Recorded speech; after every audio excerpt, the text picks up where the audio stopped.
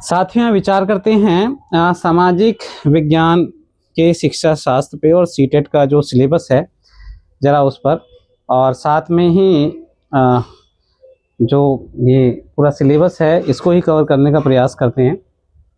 तो पहले ज़रा एक नज़र इस पर डाल लेते हैं। Concept and nature of social science. आखिर सोशल साइंस है क्या और उसकी प्रकृति क्या है, सामाजिक विज्ञान क्या है और उसकी प्रकृति क्या है। Classroom process, activity and discourse देखना है। जब हम क्लास के अंदर बच्चों के साथ इस विषय को पढ़ने पढ़ाने की क्रिया करते हैं तो वहाँ क्या क्या एक्टिविटी शामिल होती हैं। अब देखिए इन्हीं दो चीज़ों में क्या क्या शामिल है, ज़रा इसके सिलेबस को ही देखिए।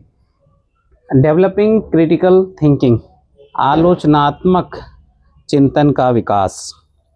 सीडीपी में भी यही है कि बच्चे ज्ञान का निर्माण करते हैं, पियाजे के अनुसार फॉर्मल स्टेज पे पहुंचते हैं, कोहलबर्ग के अनुसार भी उस स्थिति में आते हैं कि बच्चे खुद से फैसले लेने लगते हैं। तो वो एक सोच क्रमिक रूप से धीरे धीरे डेवलप होती है और हमें जो बच्चों के सामने हम सामाजिक अध्ययन के विषय को लेकर जाते हैं तो उसके माध्यम से रोज़ाना के जीवन में जो चीज़ें हम देख रहे हैं उनमें हमारा नज़रिया कैसा होना चाहिए। एक आलोचनात्मक चिंतन, उसके अच्छे पहलू, सही पहलू, गलत पहलू, उनका फिर एविडेंस के साथ में टेस्ट करना चाहिए और जब उसे स्वीकार करके आगे बढ़ना चाहिए। इंक्वायरी, पूछताछ, एम्पिरिकल एविडेंस, यानी कि प्रयोग सिद्ध एविडेंस होने चाहिए जो टेस्टेड हों, प्रयोग करने के बाद उनका रिज़ल्ट और फिर उसे सही गलत की तुलना करने के बाद स्वीकारना चाहिए। प्रॉब्लम्स ऑफ टीचिंग, जब हम क्लासरूम में इस विषय का अध्ययन करते हैं तो क्या क्या समस्याएं आती हैं। सोर्स, प्राइमरी एंड सेकेंडरी, ये बहुत इम्पोर्टेंट है सोशल साइंस के लिए, क्योंकि स्रोत, आखिर जो हम बच्चों को इतिहास, भूगोल, राजनीतिक विज्ञान या अर्थशास्त्र या समाजशास्त्र जैसे विषयों की चर्चा कर रहे हैं और उन्हें आपस में जोड़ रहे हैं तो उनका सोर्स क्या है। तो सोर्स बहुत इम्पोर्टेंट है, खासकर इतिहास में। प्रोजेक्ट वर्क, अब ये सारी चीज़ें जो यहाँ से डेवलपिंग क्रिटिकल थिंकिंग जो हो रही है, अब इसमें प्रोजेक्ट वर्क बहुत ही हेल्प करता है। इसमें बच्चे वो सारी चीज़ें करते हैं जो हमने अभी सीडीपी में पढ़ी हैं। हैंड्स ऑन प्रैक्टिस है, अपने अनुभवों को लेकर वो पहले से ही प्रिपेयर हैं और दूसरे के अनुभवों के साथ एक तरह से टकराव भी होता है, उसी में से वो रास्ता भी निकालते हैं, सहयोग करते हैं, कोलैबोरेट करते हैं, शोध करते हैं, रिसर्च करते हैं, एक्सपेरिमेंट करते हैं और तथ्यों और जो आंकड़े हैं उनको मैनिपुलेट करते हैं। मैनिपुलेट मतलब उसमें परिवर्तन करके अपने निष्कर्ष तक पहुंचने का प्रयास करते हैं। तो ये प्रोजेक्ट वर्क बहुत ही इम्पोर्टेंट है। फिर है इवैल्यूएशन, और इवैल्यूएशन हम पहले भी देख चुके हैं सीडीपी में भी और लैंग्वेज में भी, तो यहाँ भी है।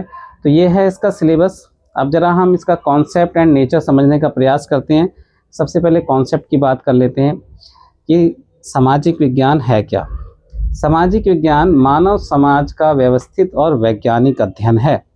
अब साथ में जो विज्ञान शब्द जुड़ा ही है, तो जिस तरीके से कथन और कारण के बीच में संबंध स्थापित किया जाता है विज्ञान में और एक निष्कर्ष पे पहुंचा जाता है, तो इसीलिए ये भी एक विषय ऐसा है जो वैज्ञानिक पद्धति का ही प्रयोग करता है समाज के अध्ययन के लिए। और समाज का अध्ययन इसलिए आवश्यक है कि हम, पहली बात तो ये है कि शिक्षा किस लिए, शिक्षा का हमें शिक्षा क्यों लेनी चाहिए, एजुकेशन का क्या महत्व है।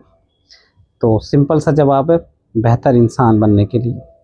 अब ये बेहतर इंसान बनकर हम कहाँ जाएंगे, समाज में जाएंगे और समाज की बेहतरी के लिए काम करेंगे, और समाज की बेहतरी का काम फिर एक अच्छे समाज का निर्माण करेगा, ना सिर्फ हमारे आसपास, पूरे देश में और पूरी दुनिया में। जो व्यक्ति समाज और सामाजिक संस्थाओं के बीच संबंधों को समझने में मदद करता है। यानी कि सामाजिक विज्ञान व्यक्ति को समाज और सामाजिक संस्थाओं के बीच संबंधों को समझने में मदद करता है। संस्थान ये इंस्टीट्यूशंस हैं। एक व्यवस्था को स्थापित करने के लिए इंसानों ने इंस्टीट्यूशंस बनाए हैं, जैसे संसद है, लोकसभा है, राज्यसभा है, न्यायपालिका है, शैक्षिक इंस्टीट्यूशंस हैं, कॉलेजेस हैं, स्कूल हैं और प्रशासनिक इंस्टीट्यूशंस हैं, जिला कलेक्ट्रेट है, पंचायत है। तो ये सारी चीज़ें और इनके साथ मानव का जो संबंध है वो भी जीवन को बेहतर करने के लिए, मानव जीवन को बेहतर करने के लिए तो उन संबंधों को समझने में मदद करता है। अब यहाँ बहुत इम्पोर्टेंट ये भी है कि जो हमारी सांस्कृतिक और ऐतिहासिक जो स्थिति है या जो मूल्य हैं उनको अतीत व वर्तमान के संबंध में समझने का प्रयास किया जाता है सामाजिक विज्ञान के तहत। अब समाज की गहरी समझ विकसित होती है। भाई समाज की गहरी समझ इसलिए भी आवश्यक है क्योंकि समाज जो है निरंतर गतिशील है, परिवर्तनशील है। ऐसा नहीं है कि हमने बच्चे को एक चीज़ बता दी तो वो बच्चा समाज में जाके वैसे ही देखेगा। गहरी समझ ऐसी होनी चाहिए, उसे ये पता होना चाहिए कि समाज निरंतर परिवर्तन हो रहा है। जो उसने अभी तक देखा है उसमें आगे और चीज़ें जुड़ती जाएंगी या कुछ चीज़ें घटती जाएंगी और समाज ऐसे ही चलता जाएगा। अब इसलिए गतिशीलता समझना इसलिए आवश्यक है कि जो नागरिक हैं बेहतर नागरिक बनेंगे, अच्छे इंसान और बेहतर नागरिक बनेंगे तो उनमें अवसाद की स्थिति में ना जाएं, जिसे इंग्लिश में कहते हैं डिप्रेशन। कि किताबों में कुछ पढ़ा है, समाज में कुछ है, दोनों मिसमैच है। ऐसे पे मानसिक तनाव होगा और बच्चे समाज के साथ जुड़ नहीं पाएंगे, बेहतर इंसान नहीं बन पाएंगे। तो ये गतिशीलता को समझाना भी बहुत आवश्यक है कि अब कुछ स्थिति कभी कभी ख़राब भी हो जाती हैं तो उन्हें सुधारने का प्रयास भी किया जाता है और निरंतर प्रयास करने से हम बेहतर हो सकते हैं। साझा संस्कृति की समझ ना सिर्फ अपनी बल्कि आसपास के पड़ोस की भी। हम समाज में रहते हैं, घर में रहते हैं, समुदाय में रहते हैं, समाज में रहते हैं और हमारे पड़ोसी भी हैं, पड़ोसी देश भी शामिल है, फिर पूरी दुनिया भी शामिल है। तो ऐसी समझ विकसित होती है कि हमें उनके साथ समायोजन यानी कि मिलजुल कर काम करने में परेशानी ना हो, बल्कि हम उनकी संस्कृति का भी आदर करें और अपनी संस्कृति पर भी गर्व करें। अपनी संस्कृति और देश के प्रति गर्व की भावना समाज और राष्ट्र के निरंतर विकास और सुधार की प्रेरणा। अब बहुत इम्पोर्टेंट है कि राष्ट्रवाद, नेशनलिज्म, ये एक शब्द है जो हमें एक माला में पिरोता है। हम एक भारत में रहते हैं और भारत विविधताओं से भरा देश है। भौगोलिक विविधता है, खान पान की विविधता है, रहन सहन की विविधता है, त्योहारों की विविधता है, धर्मों की यानी कि पंथों की विविधता है, पहनावे की विविधता है और इन सब चीज़ को पिरोने का काम करता है राष्ट्रवाद। यानी कि जहाँ जी हमारा जो घर है, पहला घर हमारा देश हो गया और फिर दूसरा घर ये पृथ्वी है, या ऐसे भी कह सकते हैं पहला घर पृथ्वी हो गई, दूसरा घर हमारा देश है। तो अपनी संस्कृति और देश के प्रति गर्व बहुत इम्पोर्टेंट है राष्ट्रवाद के लिए, आत्मसम्मान के लिए, सेल्फ स्टीम के लिए, जिसके माध्यम से हम बेहतर कार्य करने वाले सकारात्मक नागरिकों का निर्माण करते हैं। चाहे वो किसी भी परिस्थिति में हो, पॉजिटिव हैं तो बड़ी से बड़ी समस्याओं को हल करने के लिए वो तत्पर हैं। अब देखिए इसमें निरंतर विकास, हमेशा आगे बढ़ना और सुधार की गुंजाइश हमेशा रहती है।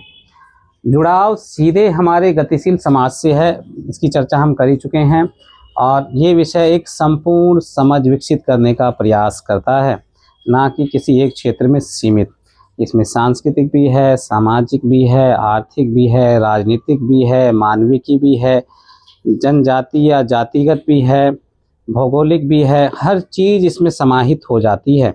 और जब बच्चे इन चीज़ों को अच्छी तरह समझते हैं, यानी कि उनकी गहरी समझ विकसित होती है और आलोचनात्मक चिंतन करते हैं, तो वे सदा निरंतर आने वाली समस्याओं को हल करने में प्रयासरत रहते हैं और पॉजिटिवली आगे बढ़ते हैं और देश का भी विकास होता है, क्योंकि ऐसे नागरिक समाज में आएंगे, अच्छे पदों पर कार्य करेंगे, अच्छे उद्योगपति बनेंगे। अब हमारे देश में अगर सामाजिक विज्ञान का विषय ही अच्छे से पढ़ा और पढ़ाया जाए तो हमें किसी और देश को बेहतर समझकर वहाँ जाकर बसने की आवश्यकता नहीं है। खासकर हमारे देश में जो बौद्धिक स्तर या उच्च स्तर की शिक्षा ग्रहण करके और दूसरे देशों में जॉब करते हैं, फिर वहीं बसने का प्रयास करते हैं, जिसे देखकर और लोग भी प्रेरित होते हैं। अच्छा है, हमेशा ये भी गतिशील है, इसे भी हमें समझना है, लेकिन हमें अपने देश को ही एक ऐसा निर्माण करना है, अपने देश में ऐसे वातावरण का, कि हम उन पढ़े लिखे युवाओं को यहीं पर सकारात्मक रूप से कार्य करने के लिए प्रेरित कर सकें। आगे देखते हैं सामाजिक विज्ञान शिक्षा में कॉन्सेप्ट एंड नेचर में ही समझने का प्रयास करते हैं सामाजिक विज्ञान विषय को, कि आखिर इसकी अवधारणा या कॉन्सेप्ट क्या है।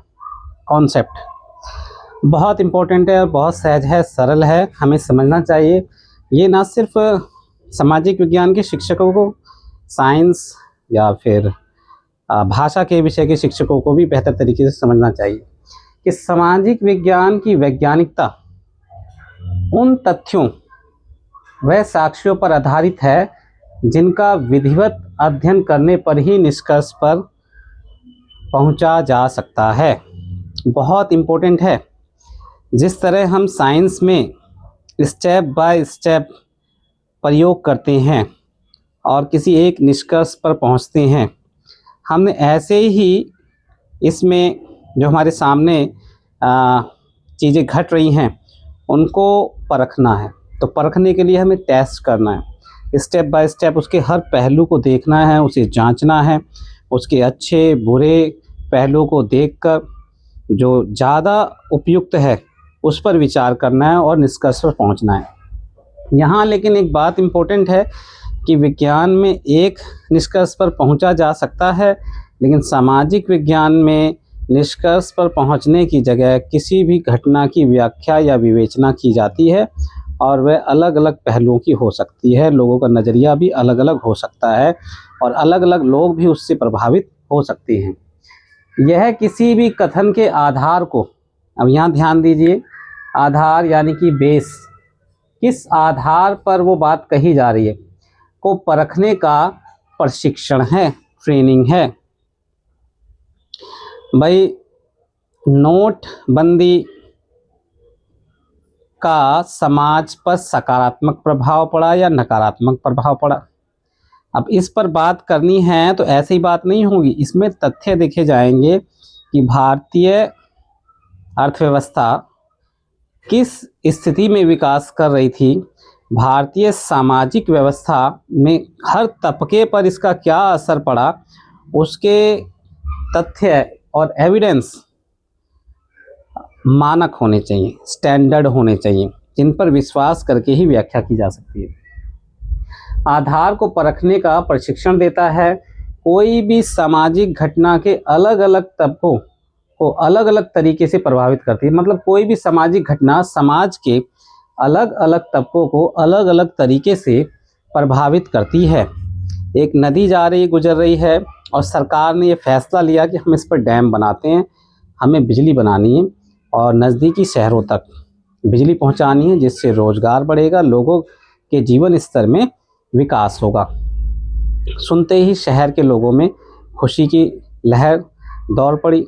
मंत्री जी ने घोषणा कर दी 24 घंटे बिजली होगी, सस्ती बिजली होगी। लेकिन जैसे ही ये बात जहाँ डैम बनना है वहाँ 50, 60, 100, 150 गांव जो हैं वहाँ पर पहुँचती है तो वहाँ के लोगों की रात की नींद उड़ जाती है। क्यों? क्योंकि वो वर्षों से या कहिए कई पीढ़ियाँ उनकी वहाँ रहती आई हैं या उन कई सौ सालों से वहाँ उनका समुदाय रहता आया है। अब उन्हें वहाँ से उजड़ना होगा। उनकी ज़मीन, उनकी मूल्य, उनकी मान्यताएं, उनकी संस्कृति, उनका कल्चर, खान पान, रहन सहन पूरी तरीके से बदल जाएगा। अब फिर से नया बसेरा इतना आसान नहीं है। तो एक तरफ लोग बेहतर विकास की ओर बढ़ेंगे, दूसरी ओर लोगों का जीवन जो है वो अलग तरीके से प्रभावित होगा। तो ये कई तरीके की, एक घटना से कई पहलू होते हैं और हर पहलू को हमें समझना होगा। आज भी यही समस्या है कि हमें खनिज संसाधन चाहिए, हमें विकास करना है। अब विकास करना है तो पर्यावरण, दोनों में बैलेंस बनाना है। साथ में ही जहाँ से हम खनिज संसाधन निकाल रहे हैं वहाँ के लोगों की उसमें कितनी सहमति है। अगर सहमति सकारात्मक है तो कोई दिक्कत नहीं है, लेकिन उनका पक्ष हमें जानने की आवश्यकता है, क्योंकि उनका जीवन पूरी तरीके से बदलने वाला है। कोई भी सामाजिक घटना समाज के अलग अलग तबकों को अलग अलग तरीके से प्रभावित करती है, ये ध्यान देने वाली बात है। इस कारण हमें अलग अलग लोगों के नज़रिए से परिघटनाओं को देखना होगा, ना कि केवल एक मानक दृष्टि से। एक मानक दृष्टि से नहीं देखना होगा, हमें हर पहलू की जांच करनी होगी, हर आवाज़ को सुनना होगा। अगर ऐसा नहीं करेंगे तो क्या होगा, तो समाज में उथल पुथल होगा। भाई श्रीलंका का उदाहरण है। श्रीलंका में एक भूभाग पर तमिल भाषी लोग रहते हैं और वहाँ दूसरे बड़े भूभाग पर सिंगली भाषी लोग रहते हैं। उन्होंने सिंगली भाषा को बढ़ावा दिया, नौकरियों में, कॉलेजों में उसको बढ़ावा दिया। अब वहीं दूसरी तरफ जो समाज का एक तबका है वो, उन्हें बराबरी का मौका नहीं मिला, तो समाज में तनाव पैदा हुआ और वो देश लंबे संघर्ष में चला गया। तो ऐसी स्थिति उत्पन्न ना हो, हमें हर समस्या का समाधान निकालना है, वो भी सकारात्मक। और सकारात्मक समस्या का समाधान जब ही निकलेगा जब ऐसे सामाजिक विज्ञान का अध्ययन किया जाएगा। वहाँ से पढ़े लिखे बच्चे बड़े बड़े पदों पर जाएंगे, नेता बनेंगे, और वो हर आवाज़ को सुनेंगे, उनके पक्ष को बेहतर सुनेंगे और फिर निष्कर्ष निकालेंगे कि हमें क्या बेहतर कदम उठाने चाहिए। जैसे राइट टू फूड है, राइट टू एजुकेशन है, भूमि का अधिग्रहण सरकार करती है, तो उसमें उन्होंने ऐसी पॉलिसी बनाई है कि भूमि अधिग्रहण से किसान के 10, 20, 50, 100 साल पर क्या प्रभाव पड़ेगा, उस हिसाब से उन्होंने वो पॉलिसी बनाई है। इससे लोग संतुष्ट होते हैं और लोग तरक्की भी कर रहे हैं। लेकिन लोगों को बसावट और मुआवजा सही और बेहतर तरीके से मिल सके, इस पर विचार विमर्श होगा। तो ये सामाजिक विज्ञान ऐसा विषय है कि इसमें घटनाओं को देखने के कई नज़रिए हैं, सिर्फ एक नज़रिया नहीं है। और हर नज़रिए को किसी निष्कर्ष पे पहुंचने से पहले हमें अच्छे से एविडेंस और फैक्ट को प्रशिक्षण यानी ट्रेनिंग के द्वारा उनका टेस्ट लेना होगा, परखना होगा। जब उसमें से जो बेहतर विकल्प होगा उसका चयन करके हमें आगे बढ़ना होगा। ऐसी पद्धति बच्चों में विकसित करनी है सामाजिक विज्ञान विषय के द्वारा। तो साइंस का तो सीधा सीधा है कि एक निष्कर्ष पे पहुंच गए। अब साइंस की जो वैज्ञानिक विधियां हैं उनका प्रयोग भी इस विषय में होता है, लेकिन यहाँ व्याख्या और विवेचना की जाती है। आसान है, हम सबसे जुड़ी हुई घटनाएं हैं, पूरे देश से जुड़ी हुई घटनाएं हैं, पूरे समाज से जुड़ी हुई घटनाएं हैं। समाज और देश बेहतर होगा तो विश्व बेहतर होगा, और विश्व को बेहतर, क्योंकि अब ग्लोबल विलेज की एक धारणा निकल पड़ी है। सूचना प्रौद्योगिकी जैसे जो तकनीक है नई, उसने पूरी दुनिया को एक सूत्र में पिरोने का काम किया है। सामाजिक विज्ञान के कॉन्सेप्ट की बात कर रहे हैं तो उसमें हम देखें नेचर को भी। सामाजिक विज्ञान एक ऐसा विषय है जो विभिन्न समाजों के प्रति संवेदनशीलता का विकास करता है। ये सामाजिक विज्ञान की प्रकृति है, नेचर है। संवेदनशीलता, संवेदनशीलता ये है कि हमें उनकी मूल्य मान्यताओं और रहन सहन, खान पान, पहनावा, उनकी भाषा, सबको सम्मान देना चाहिए। और ये समस्या दिल्ली जैसे शहर में या महानगरों में देखने को मिलती है कि शारीरिक संरचना, कपड़े, खान पान के आधार पर जाने अनजाने में लोग जो है टिप्पणी करते हैं और इससे लोग दुखी भी होते हैं। तो ऐसे किसी की भावनाओं को आहत ना हो, ऐसा ये विषय बच्चों को समझाने का प्रयास करता है। साथ ही संवैधानिक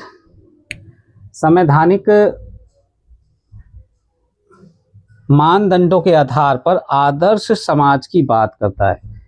आदर्श समाज कि सभी को समानता, स्वतंत्रता जैसे मूल्य या मौलिक अधिकार हर छोटे से छोटे व्यक्ति, यानी कि वह गरीब है या फिर सामाजिक रूप से मुख्य धारा से कटा हुआ है, ग्रामीण क्षेत्र से आता है, दूर दराज के क्षेत्र से आता है, या भारत के किसी भी कोने से क्षेत्र में रहता हो, उसे एक ऐसा समाज मिले जहां उसके अधिकारों की सुरक्षा हो और वो अपनी बात कह सके। तो ऐसा आदर्श समाज संविधान की उद्देशिका में भी लिखा गया है कि हम भारत के लोग भारत को एक संपूर्ण प्रभुत्व संपन्न समाजवादी पंथनिरपेक्ष लोकतंत्रात्मक गणराज्य बनाने के लिए। तो आप पढ़ेंगे तो वो आदर्श समाज की ही बात होती है, लेकिन वास्तविकता में समानता के लिए निरंतर संघर्ष करना होता है और वो जारी है और जारी ही रहेगा। इस बात को भी हमें बच्चों को बताना है। सामाजिक बदलाव को समझना और जड़ता से उबरने के लिए विद्यार्थियों को सवाल करने के लिए प्रेरित करना। अब यहाँ बात जड़ता की आ रही है, तो बहुत इम्पोर्टेंट है कि समाज में कोई मान्यता रीति रिवाज चला आ रहा है, वो उसका आधार ऐतिहासिकता में छुपा हुआ है, और लेकिन अगर वर्तमान परिस्थिति में उसे समस्या कोई उत्पन्न होती है तो वहाँ सवाल करना बच्चों को आना चाहिए। बौद्धिक एवं भावात्मक स्तर पर इमोशनली एक दूसरे को समझना। ये नहीं कि कोई किसी पृष्ठभूमि का है, किसी समाज का है, किसी वर्ग का है, तो वो बौद्धिकता के स्तर में किसी से कम है, समान है सभी। दूसरों को सम्मान देने की प्रवृत्ति पर बल देता है ये विषय सामाजिक विज्ञान।